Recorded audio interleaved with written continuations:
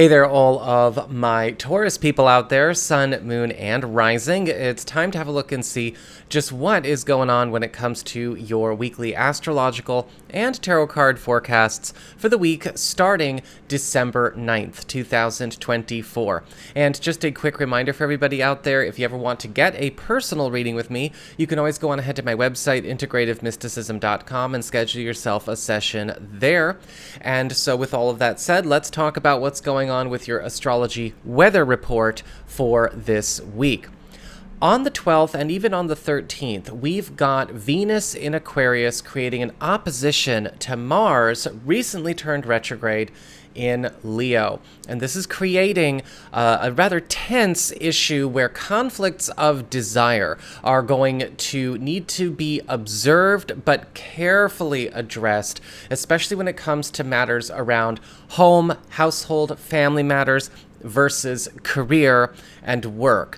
Now, conflicts of desire usually show up with a Mars retrograde because a situation that could arise may be being pushed by somebody or several forces demanding that they get what they want and what they are attached to. But it could be causing problems for other people or could be creating more complications than solutions. And even wins in conflicts like this are not really worth it. Be careful about issues with family or even with work coming up, and choose your battles well. On the 15th, we've got a full moon in Gemini, while we also have Mercury turning direct in Sagittarius. And this is spelling the opening of a 2-week window period where a lot of culminations, completions, and endings are actually rectifying mistakes in your social life and in your personal life, especially when it comes to challenges that could have been coming up with friends or associates, or maybe even things that you have been having to live with, or things that have been creating problems in your love life or with a relationship with one of your kids, even things going all the way back to May, June of this year. So it's a really cool corrective kind of influence. And again, it starts on the 15th, but that window period goes all the way up for 2 weeks more. So that's what we've got for your astrology and the weather. Let's have a look and see what's going on with your tarot and the traffic. All right, Taurus, here's your tarot traffic. And it looks like for your Earth sector, when it comes to your work, job, and finances, you've got the Six of Cups reversed, which is all about slate cleaning and slate clearing. When we have the Six of Cups reversed, something that has followed us from the past, or an issue of the past, or something that's gotten too familiar in a not so great way, is getting cleared from your plate. Now, this could be something financial, something professional, or maybe even something that has been an unpleasant constant or an unpleasant cycle as it relates to a residential or family situation. But either way, with the Six of Cups reversed, there is a cleaning of the slate going on, and this could be because of some influx of good news or just something bad dropping off. For your community, friends, relatives, and other people in your life, you've got the Sun upright. This is a beautiful card because the Sun is all about fun, recreation, peace, wholesome simplicity, and maybe even a chance to go a bit wild, but, again, in a safe, fun, and satisfying way. The Sun card is indicating some kind of opportunity for you to really let your hair down and maybe even either attract or get closer to important friends, an important friendship group, or collaboration opportunity. This could also be a time where something could be getting healed or mended in your social life or around some kind of plan relating to your social life or travel. And it could be something that comes up as a very pleasant surprise, might not be something anticipated. For your challenge this week, you've got the Emperor reversed.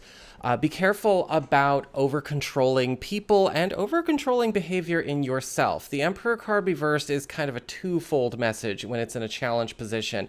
Of course, we do not want to have ourselves be under the thumb of anybody who could be coming in a very tyrannical or, again, controlling or domineering kind of way.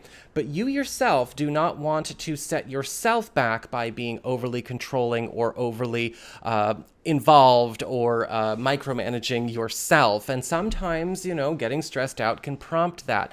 Know when it's important to let go of control and either trust or make peace with processes that could be making you anxious, because overactivity, overworking things, or again, over-controlling things, whether it's coming from other people, which you need to get away from, or from with yourself, which you need to stop, got to make it, got to get that under control. For your relationships with love, romance, and partnerships, you've got the Knight of Pentacles reversed.